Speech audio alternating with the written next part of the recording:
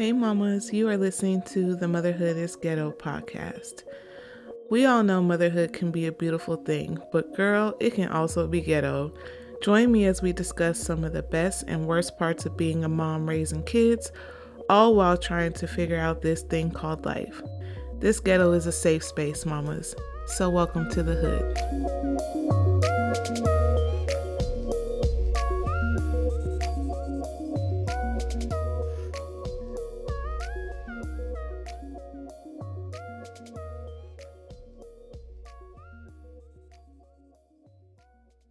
Hey mamas, welcome back to another episode of Motherhood is Ghetto.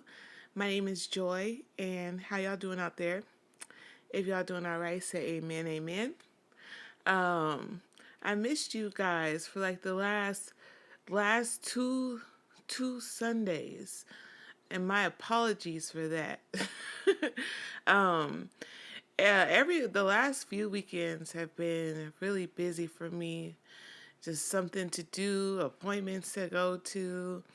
My kids are, well, my daughter, she's doing her volleyball thing, so she's running games every Saturday, and my son has drum lessons on Saturdays. And it just always seems like there's something to do, or there has been something to do every weekend. And last Sunday, I was knee deep in cleaning up and clearing out spaces and stuff like that. And once I get into it, it's like an all day thing because I like to go at my own pace. Um, but all that, long story short, not to make any excuses or anything, but I've just been busy doing things. Amen. Just been busy doing things. But I'm here today because I got time today. Amen. I still have things to do today too. um, Definitely have things to do today after I'm done recording this podcast. But I'm here because we got this book club thing going on, and we're almost done with our book. We got a few chapters left. So in this episode, we're going to go over two chapters. We're going to go over the dream chapter, which is where we left off. And then the next chapter after dream is earn. So we're going to go over that. And then we're going to start the invest chapter after that. So, but I'm glad you're here today. Thank you again for tuning in. Before I get this episode started, I just need to vent a little bit. If you guys will allow me the space and the time to vent. Not really anything bad or anything crazy. It's just been like I have these waves that come in where like being a single parent, like it's overwhelming for me. Like most of the time, like I'm able to kind of handle whatever it throws at me, and I have like this good flow. But sometimes like I get knocked off kilter, like, and I don't know why, but it just starts to feel overwhelming for me. And I'm at that point right now. And not that it's like I don't really see it as a bad thing. It's just like one of those things where I gotta like get my balance back and like get my footing, because like there's just been so many things going on, and like it's just been super busy, and it feels like I haven't had any like real time to relax. 'Cause even on the weekends, like Saturdays are full of activities, and then Sunday is like my one day in the week where I shouldn't have to do anything. I know I don't ever plan to do anything on Sundays, but something always comes up, and I end up doing something, or something comes up with the kids or they want to do something, so I take them somewhere, and it's just, yeah. So just feeling a little bit drained at the moment. And I mean, like during the week I work, so my mom, shout out to her, she, does the taking to the practices and stuff during the week. So that's been a tremendous help. So at least like during the week, like all I have to worry about is work. But yeah, the weekends is just, it's been very tiring over the weekends for me. And I honestly, like, I was thinking this week, I was like, man, I do not know how single moms who have been single from day one, like doing everything on their own, like, I don't know how y'all do it. I don't know how y'all are doing it. I don't know how you did it. If you've done it and your children are grown now, like, that, like, my hat's off to y'all, like, cause it's hard. Like, it's hard raising children alone. like like if I had a choice to do this with someone or not, like, I would choose to do it with someone. Like, of course, not just anyone, like, but like if I didn't have any kids and I didn't have a man, and then like the angels came and was like, hey, you're gonna have children, but you need to decide whether you want to do this with someone or alone. I'm gonna say with someone 100% because it's hard. And and I know that I can do it because I'm in it and I'm doing it right now. But sometimes I gotta like sit down and be like, oh my god, I have to like take in the reality that this isn't easy. And also too, I have to give myself grace because sometimes I just be like, I know I'm not doing this shit right. Like, like I have to be doing something wrong. But when I sit down and I think about it, and I'm giving myself grace, I'm like, I think I'm doing something right. Like, I think I am. It feels like I am. Like, my kids, I just like had a realization the other day, like, my kids, like, they really fuck with me. Like, they, like, my kids love me to death. Like, they really do have a level of admiration and respect for me. And I don't know why it's not, I don't think that it's because I thought that they didn't. I just, I guess they're at an age now where they can express like their gratitude and their appreciation. Because when they're little, like, they give you the hugs and the kisses and stuff, but, they don't see all the extra stuff that you do, all the thankless work that you do. But I guess now, since my kids are getting to an age where they're able to see certain things and they can express, what they see in their gratitude, and they're doing it, it's like giving me like one of those moments where it's like, damn, like, y'all really like me. Like, y'all really, yeah, like, I really making a good impression on you, and I'm setting a good example for you, and you're seeing that and you're recognizing it and you're thanking me for it. So, yeah, that's where we're at right now with it. And I'm super grateful for that. I'm grateful for them. Like, I know as a mom, I'm beyond blessed. And I know that I still got a lot of work to do, raising these kids. And I got a lot of work to do, like, just for myself and the the journey that I'm on to trust myself and trust the choices that I make, not only for me, but for my family, like all that stuff. So, but all that to say, like, we're in a good place, and even though like I'm feeling a little overwhelmed right now, just a smidge, I think that I'm doing okay. And I think that I'll be all right. I know I'll be all right. Amen. So that's it. That's it for my little rant. So let's go ahead and get back into this book. If you don't know, we are currently reading The Black Girl's Guide to Financial Freedom, Build Wealth, Retire Early, and Live the Life of Your Dreams by Paris Woods. We left off on chapter 5, which is called Dream. So, Dream asked us a very important question. They asked us a couple of important questions at the beginning of the chapter. And I'll go back over those questions. um, the first question was, what would you do if you didn't have to work for money? Now,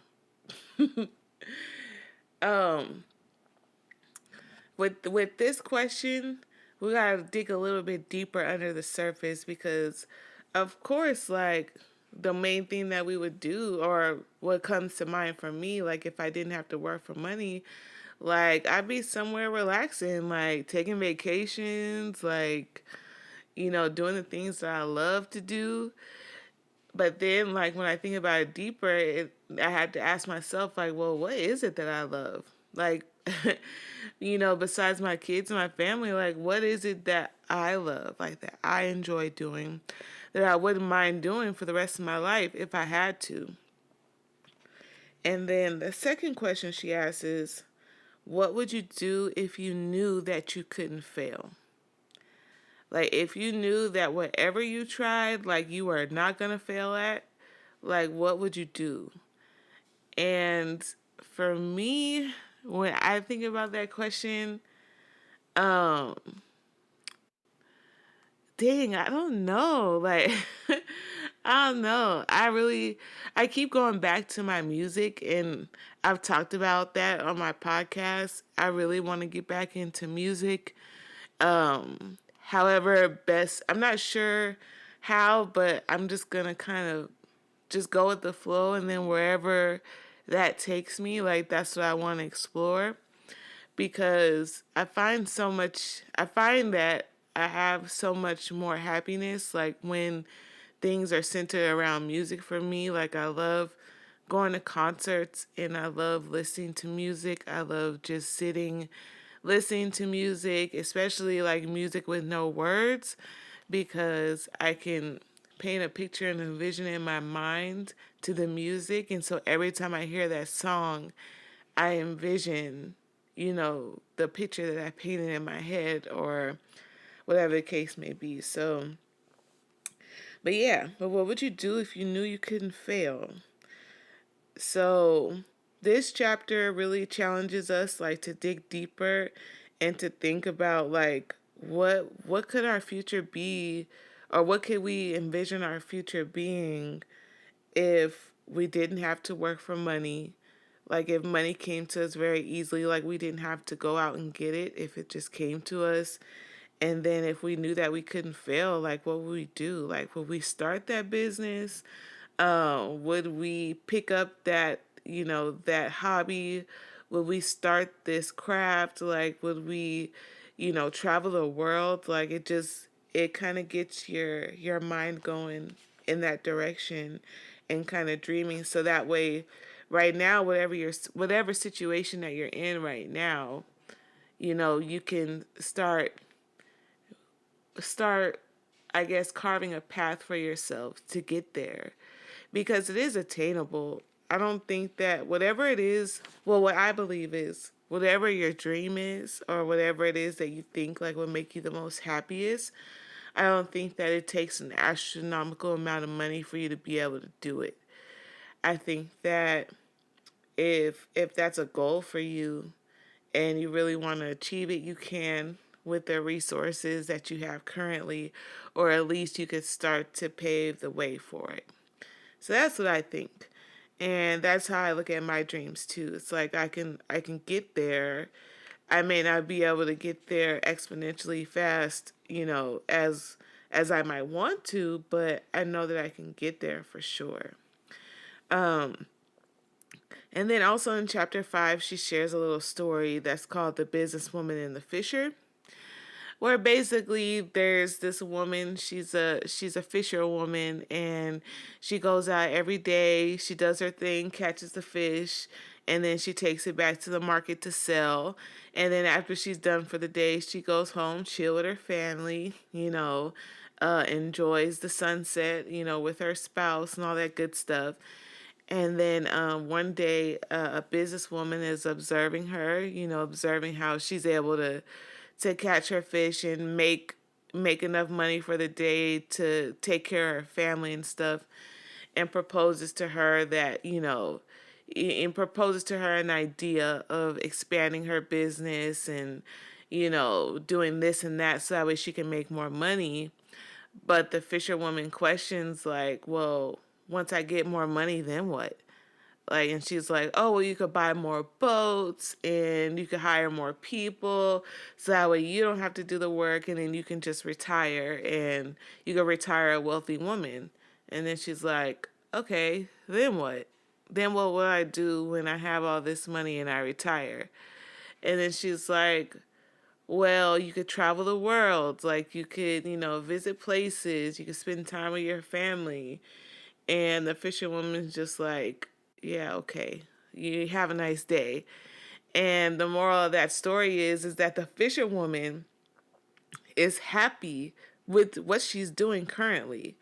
Like, she's found joy and fulfillment in what she does, and she believes in what she does, and she's not willing to compromise the level of peace that she gets from what she's doing for anything. No amounts of money in the world, no amount of freedom in the world is enough to buy the peace that she feels or the level of contentness she feels with doing just what she's doing. Going out, catching her fish, selling it at the market, coming home. and and also too, like I've talked about, the idea of being like this full-time entrepreneur and like running this business by myself.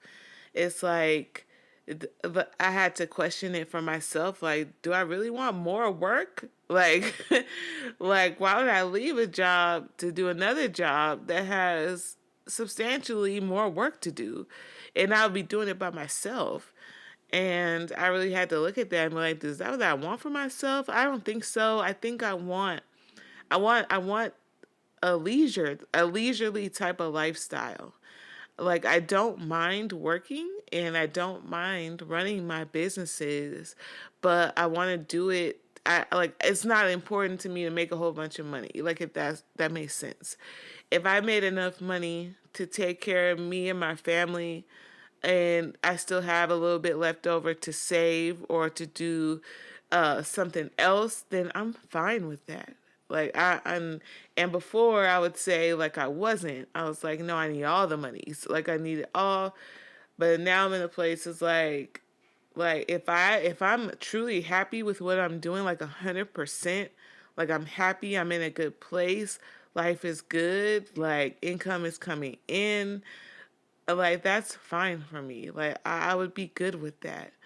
And that's kind of what this story kind of alludes to, is like, she doesn't need all the extra money. She doesn't need to be, her business doesn't need to be this big time, fisher business. She's happy what she's doing and she's living the life that's of her choosing. And this is the type of freedom that we can acquire if we, reach the level of financial freedom. Because, like we discussed before, financial freedom could look different for all of us. It does look different for all of us.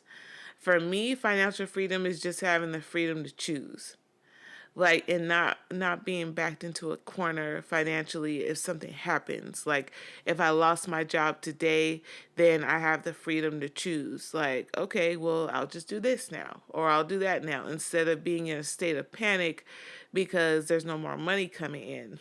So that's an example of how I view financial freedom. But it may look different for you. It may look like, millionaire status for you. Like, and that's okay. Like, that's 100% okay, because it's your dream. And whatever you feel like is going to make you the most happiest, then it's like you can live out that dream however you see fit.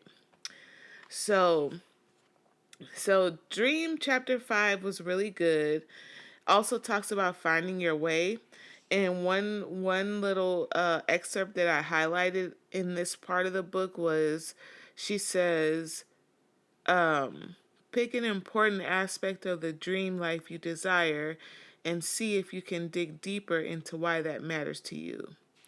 Just as the fisher asked the businesswoman a series of why questions To get to the heart of her business plan, I want you to ask yourself a series of whys to get to the heart of your truest desires.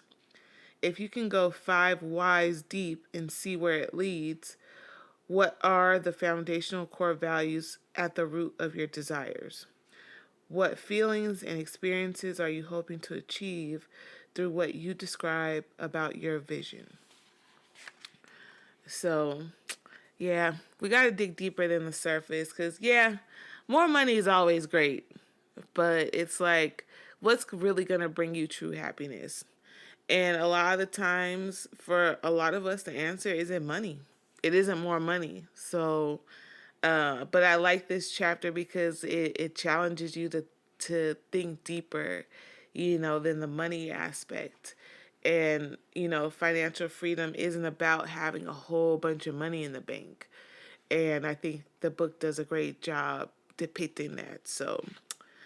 So let's go ahead and wrap up chapter 5.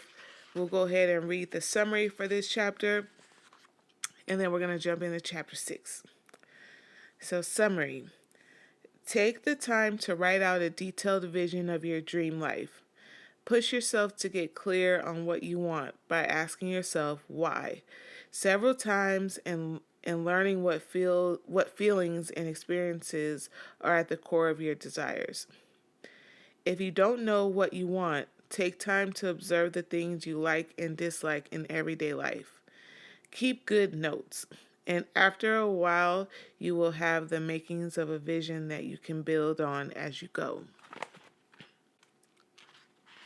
Finally, start making your dreams a reality by taking small steps to experience them today.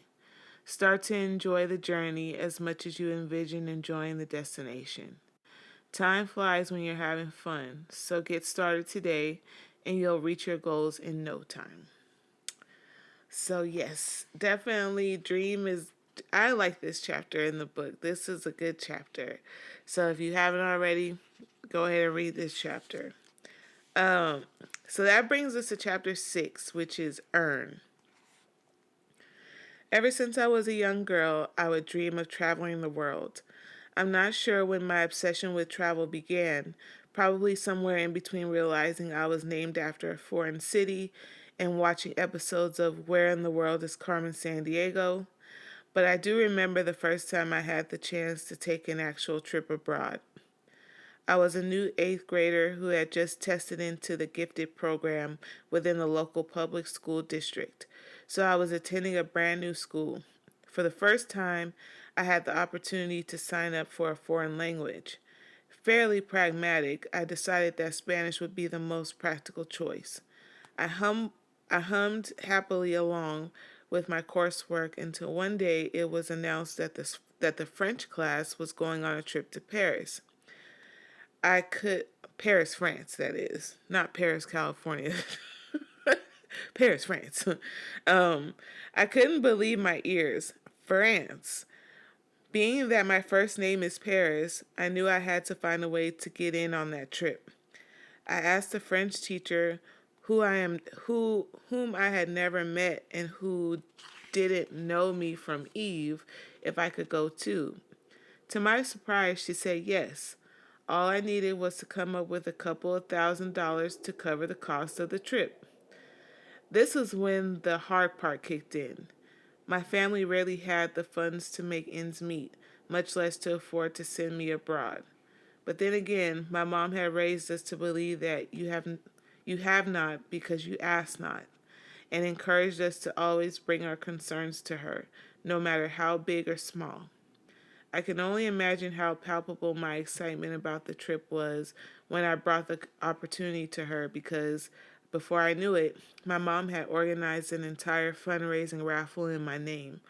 She called local friends to donate goods and services for prizes, and she printed tickets for us to sell. My whole family took part in the plan, selling tickets at church and sporting events. When I think back on this, I can't believe how much energy and creativity my mom had to conjure up to make it happen. My mom showed me that where there's a will, there's a way. Before I knew it, my trip was paid for, and I was booked on my first international flight. I've since taken plenty of international flights, but that first trip is the one I will never forget. Even on our family's limited income, my mom had found a way to raise the money for what she viewed as a good cause, and I'm so lucky and grateful that she did. In the last chapter, you learned how to dream in order to come up with a vision for your life several years into the future. Now it's time to put that inspired energy into generating the funds to help you get there. Amen. Shout out to the moms making it happen for their kids. That's awesome. And I love how she says that her mom always told them, "You have not because you ask not," and encouraged them, like, no matter what it is, like, ask me. And I think how a lot of us grew up, especially with parents who, for those of us who have parents that didn't have much, or if you lived in a state of poverty, like, you knew, like you don't, when you go to the store, you don't ask for anything, I know my parents used to tell me that shit. They be like, "We going to the store, don't ask me for nothing, this is what we going for." And I'll admit, I be guilty of that too. I just did it yesterday when we were at Target. I went for a specific thing, and I told my boys, I was like, "Don't ask me for nothing else. This is what we're coming here for, so don't ask." And yeah, I don't know. I don't know if we I kind of like the standpoint that her mom has, where it's like, you just won't ever know unless you ask. And as our children become adults, I think that that's important too, because if they think that whatever they're envisioning is too big, like, then they won't have the gumption, like, to go for it, or to try to pursue, like, the funding for it, like, ask for help for it, like. And I don't know if I want to raise my kids like that. So um um I'm making a mindset shift in myself and trying to be better in that aspect too. But I love that she was just like, "Mom, I need 2 racks to go to go to Paris, France." And mom was like, "Say less. I got you." So I think that that's wonderful. So chapter 6 is all about earning. She does talk about different ways that you can earn more money, whether that be asking for the raise at your job, positioning yourself for a higher paying job, so updating your resume, updating your LinkedIn profile, all that good stuff. And then also to, like, different types of side hustles, like if you're capped, at your job or something, but you need the extra income, considering side hustles and stuff like that. Also too, she talks in this chapter about earning more and spending less, and really really looking to, like, budget and live below your means. Definitely. And I think sometimes too, when people hear that, it gets kind of a bad rap, right? Because when if someone was telling me, like, "Oh, you got to live below your means," like, it's, for me, like, my first mind is like, "What do you do? Like, you want me to live in poverty, like, or like I am impoverished? Like, what are you saying right now?" But, like, it really is to our benefit, because you know how, like, folks say, like, when they see somebody in an outfit and they say, like, just because they make it in your size don't mean you gotta wear it. I think it's the same with money. Like, just because you can afford it doesn't mean that you need it, or like you have to buy it. And that's also to a lesson that I'm teaching my children. And it's one of those things where it's like, there comes a point in everyone's life where you really got to examine and be like, do I really need this, or is that I want it? Like, could I go the rest of my life without this thing, or will this thing help to improve, like, the quality of my life? And we all gonna get to a point where life is that, like, those are the choices that we have to make, and especially when it comes to our finances. And because I have younger kids and they're just learning, like, the value of the dollar, of course, everything they see, they want to buy it. Almost everything they lay their eyes on, they want it. And and that's where too, we can make our influence as far as generational wealth. And if you're not in a space right now to pass down generational wealth, then let's just pass down some of that generational wealth knowledge and teach them, like, hey, like, I know you really want this thing, but in the long run, is this going to be something that's going to add value to your life, or after a year are you going to be done playing with it, or are you going to be done using it, like, and it's those kind of things. Like, are you looking for immediate gratification that's temporary, or a delayed gratification that's longer lasting or permanent? So, yeah. So spend less, even though you make more, so that way you can have like those funds to live the life that you want to live, or do the things that you want to do, or invest, which is what the next chapter is, which is chapter 7, where she talks all about investing. So also in chapter 6, she talks about budgeting for freedom and taking stock of all of your expenses, allocating your funds to those expenses, and then whatever you have left, categorizing and stuff like that, and making sure that, like, exactly where your money is going. Like, every dollar is accounted for. And whatever money you have left over that's not going towards something, then you could put it for, that vacation that you want to take, or you can invest in something, or, you can get your kid this thing like that they've been wanting, like, you know, and living a happier life. Because I'm pretty sure I've said it already, like, since I think it was the episode that I did about the 4 things or the 5 things that I do to bring peace into my life. And honestly, like, not being so fixated on money has brought a tremendous amount of peace to my life, because I'm not constantly worried about, like, when the next check is coming, or, like, when more money is coming. Like, I honestly don't worry about it, because I know it's coming. Like, I that's just something I know. And even if it doesn't come, I've created a budget where I'm spending less, and I'm doing what I got to do to make more.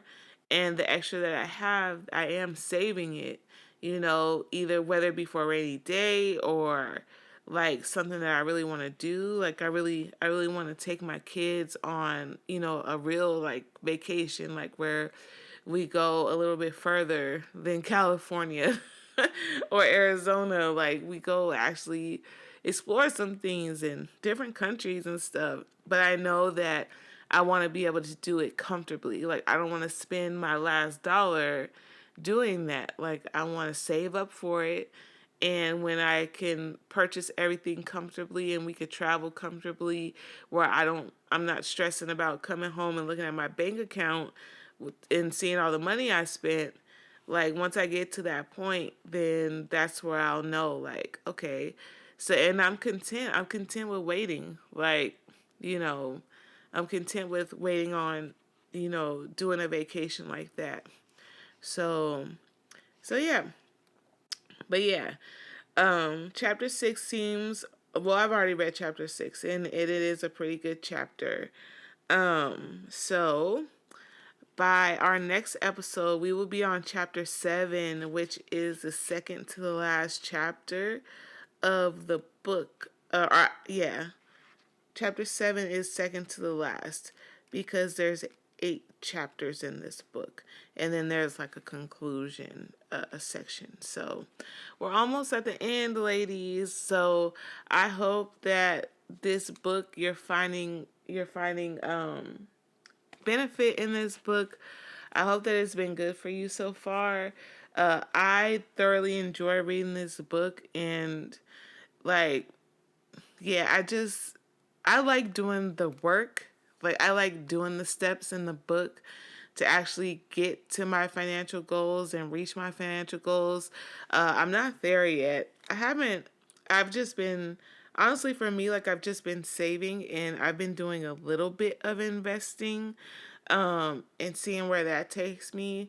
My next step or my next goal in my financial journey is learning about custodial Roth IRAs for my children and hopefully setting them up for a sturdy financial foundation for their future. So that's where I'm at right now. But the most important thing is that you start somewhere, or, it doesn't take a whole lot, just baby steps will do. And that's what I'm doing right now. I'm taking little baby steps. And yeah, so but again, thank you so much for listening to today's podcast. I hope you enjoyed it. If you did, please do not forget to like the podcast, hit the follow button, and share it with anyone else who you might think would find it helpful. Also, don't forget to follow me on Instagram at motherhood underscores ghetto. You can keep up with me. I share some funny memes here and there, all that good stuff. And also, too, go ahead and pick up your copy of the Motherhood is Ghetto Self-Care Journal for Mothers. It is still available on Amazon. I will link it in the show notes for you all. And thank you so much again for tuning in. And until next time, mamas. Thank you so much for listening to today's podcast. Don't forget to follow the podcast and share with anyone who you think may enjoy it. And follow me on Instagram at motherhood underscores ghetto. Also, feel free to DM me if you have any experiences, opinions, or views on motherhood you'd like me to share on the podcast. Until next time, mamas.